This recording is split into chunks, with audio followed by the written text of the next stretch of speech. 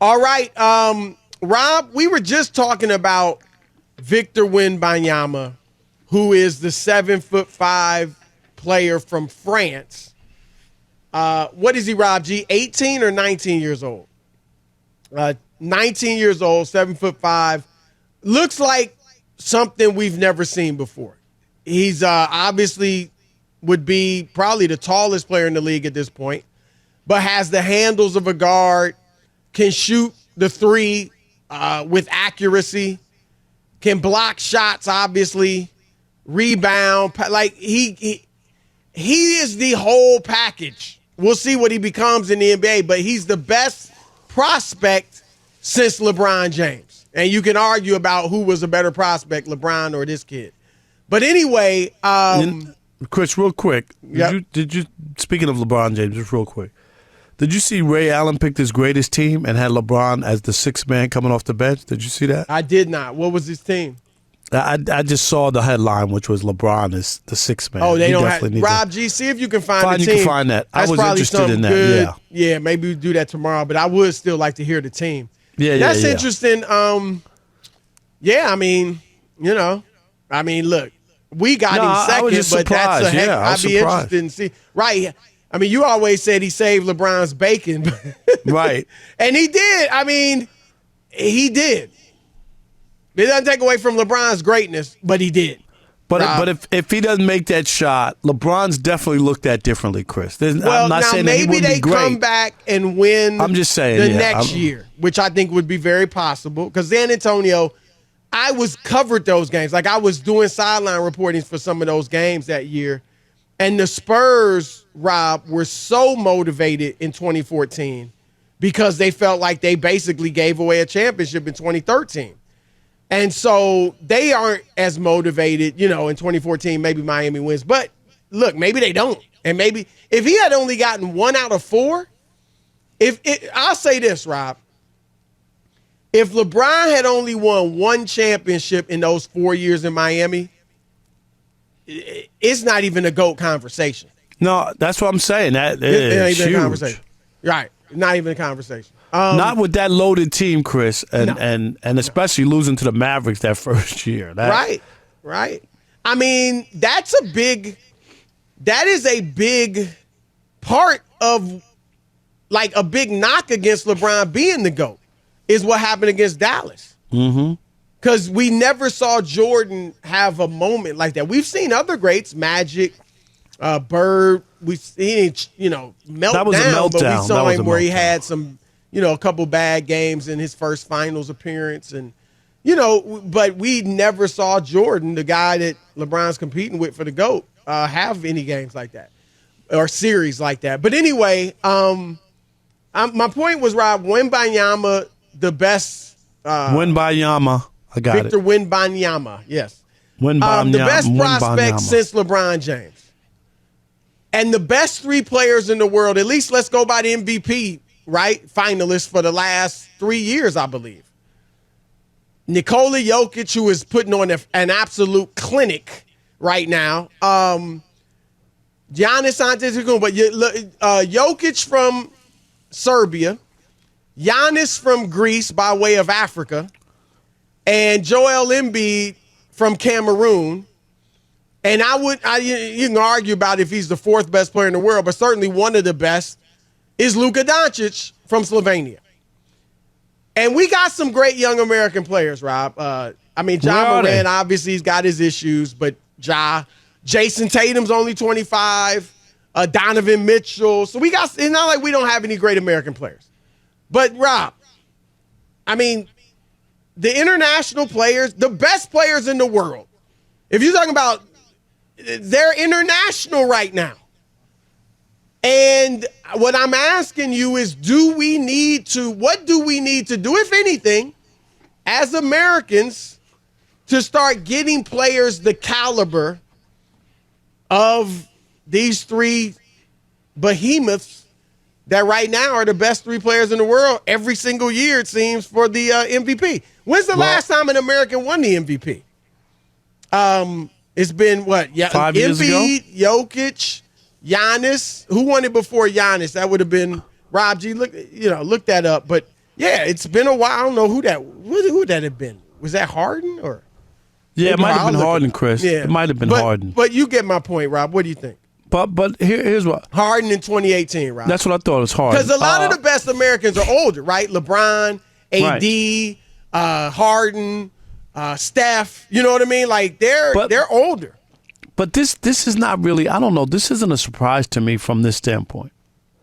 We're playing European basketball. That's what we're playing. That's what the NBA is, Chris.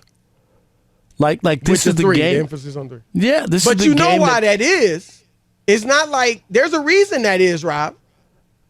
You remember what was starting to happen in international play. No, I get it. We were playing our typical big inside-out basketball and sending our best team over there, and we'd have 2 or 3 big men that played on the block, and Lithuania and all these other Argentina and these teams would not have the talent we had, but they were lighting it up from three, and we were trading 2s for 3s, still winning to a degree. And then we almost lost in 2000 with Garnett and Vince Carter and all those guys. And then we actually did start losing. So that's why we kind of adopted that style. But I'm just saying, there's a reason. Well, I'm just saying, but we play European basketball. And I'm not surprised that the Europeans who are, Chris, most of those young guys have played professionally for a long time. They're trained more in skill, right? And not like here where young kids just play games, 10 games over a weekend. They don't work on the fundamentals. They don't hone their skills, their passing, their floor vision, Chris, all this other stuff. And so this is what happens when you do that. And these other players have been on professional teams since they were 14. And they've played against men. And they're not afraid of anybody in the NBA. It's a different. Those guys, when they come over here, Chris, what are they afraid of? They're not afraid of anybody. Afraid of nothing now. Nothing. Well, They're coming from some real tough places. Okay. Well, I'm glad you said that because I remember 1996. I had just covered the NBA for my first year, 95, 96. I was in Chicago for the pre-draft camp, and I was talking to Larry Brown. And he said this, Rob. Yep. In 96, he said the next great hotbed of basketball is going to be Eastern Europe. Is that right? Wow. Yep. He had the foresight. Yep. And he said it. He said because those kids grow up impoverished like our inner city neighborhoods used to be. Right. Or still are, actually. But, he said they're looking at basketball as a way out. Right. And I've been to Serbia, Rob. Serbia was like Youngstown, Ohio, or something. Chris, is it that bad? It ain't like going to Paris and Rome and I haven't London. Been to Serbia. Yeah, nah, it wasn't quite third world, if that phrase is still appropriate. But right. it was war torn. You saw buildings that had been demolished, like half there, half standing. The lighting wasn't what you expect. It was hood. I remember I was over there covering, Brandon Jennings when he played in Italy, and one of the African American players who was on his team told me, he said, "Look, we go to Serbia, you're gonna like that." He said, "Serbia, that the white people there are more like African Americans than any other Europeans." I had no idea what he meant. I was like, right. When we got there, though, right, it was like the inner city. I mean, and it's hard. It's rough over there. A lot of these guys are growing up rougher than a lot of our kids over here. And so they're playing, it's life or death, figuratively. For them, they're looking at this as a way for me to get my family out of poverty and for me to, make it big. And so, but I think you hit it on the head, though, Rob. They're working on skills. Jokic is as skilled as any guard in the NBA.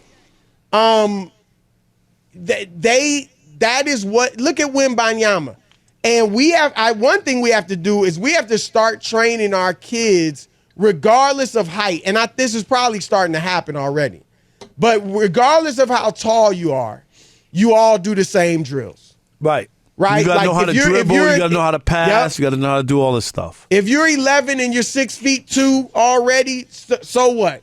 You're still going to work on your dribbling skills, your passing skills, your shooting skills, just like the guards. Now, Rob, that doesn't mean you can also develop post skills. Right. That's what the thing that trips me out. It's not one or the other. You know, people act like, you can also post up. Right. There's no reason difficult. You can't. Right. Yes. And so you can learn that. But I also agree with you, Rob, about the AAU. And AAU has allowed people to get into the game, you know, at coaching levels and things like that who have been shut out, right? Racially and things like that. Let's keep it real. But the problem with the AAU culture is that, as you said, all they do is play games. Yeah. They don't work on skills. And, Rob, you can't really coach them hard. Because if you're a superstar player, Rob, and I jump on you for not passing the ball, or I jump on you for not playing defense. He's going to go join another AAU team. Yes. So you can't, while you mentioned the kids overseas at 15, they're playing with grown men and they are being coached. They are not being given any slack. They're not being treated like a superstar. They are sitting on the bench, right? And they're learning hard. And our kids, not only are they playing AAU where they're not coached hard, but Rob, they also become superstars on social media. They got millions of followers. And people are gassing them up like they're all that when they're 16 years old. And so these things are a big part of the reason why the international guys have caught up and in many ways passed us, at least the upper echelon ones. And so those are some of the things that we need to deal with, Rob. Now they've got a different system. I think, you know, the G League and Overtime Elite, those may be ways to compensate, because we got a school system. Our basketball is related to school, whereas theirs isn't. So if they're at 15, they can go pro. We don't do that here. You're not going to the NBA, but even you go play where you specialize in basketball. We don't do that here. Here's the last thing I'll say, Rob, because a lot of our kids or players talk about how they work on their skills and how skilled they are. I have observed that our American stars, they work hard, but they work hard at either what they're already good at or what they want to work on. So they work all night long on their handle. Mm-hmm. They work all night long on their three-point shot. But they don't work all night long on moving without the ball, on setting screens, on making post-entry passes.